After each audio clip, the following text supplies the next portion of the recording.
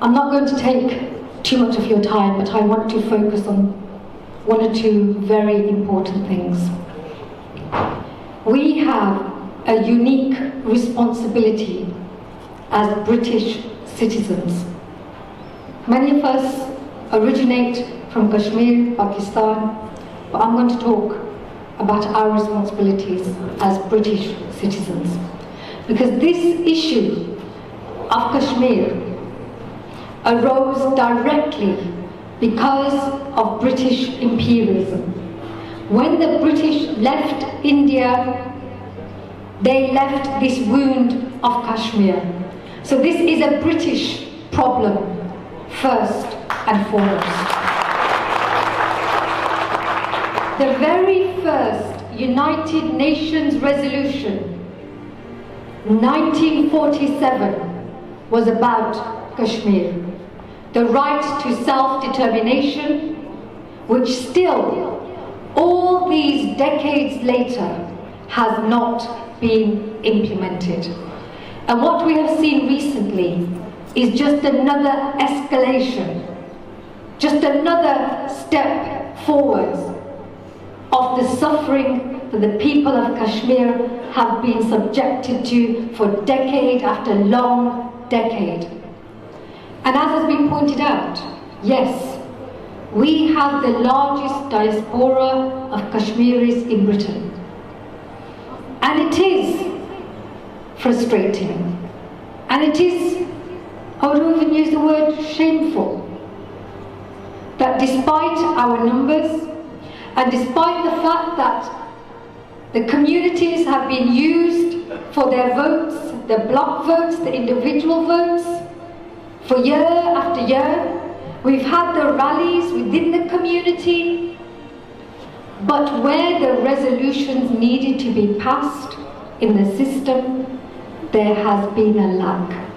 And that is the responsibility, yes, of the elected politicians, but also of us, for A, voting them in, and B, not holding them to account. And I commend the cross-party work. This cannot just be the responsibility of one community or one electoral party. This is the responsibility of everybody who claims that they stand for human rights and justice. But as a member of the Labour Party, I can tell you some good news. Finally, on September the 25th of this year, at the Labour Party conference, an official resolution was made calling upon the United Nations to intervene directly to ensure that that referendum takes place and for the rights of the Kashmiri people for their self-determination to be upheld. The first time a national party has made that declaration, and it has sent vibes around the world. Immediately, the Indian High Commission said we're going to boycott the Labour Party, the party which is this close to government. This is significant. And I want to pay tribute to the people behind that resolution. It was a young woman, a young girl called Uzma Rasool, and I want to pay tribute to her. We raised it from her constituency. I could say what happened to all the MPs that we've had. They know the system. Why has this not happened before?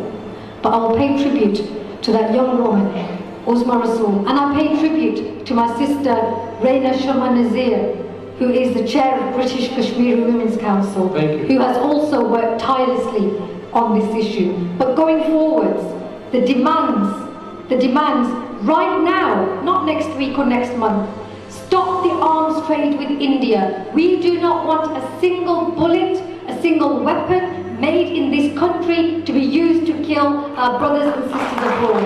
That's not negotiable. Whatever party you belong to. We demand that the Indian troops withdraw. We demand that media organisations are allowed to go in and witness what's going on, and we demand the release of all political prisoners immediately. And after that, let's get that vote done. Let the people of Kashmir decide. Stop making the excuse about bilateral. There's no bilateral negotiations. India has vetoed it. It's time for the United Nations to step in, and as British citizens, we demand our government take that step in our name right now.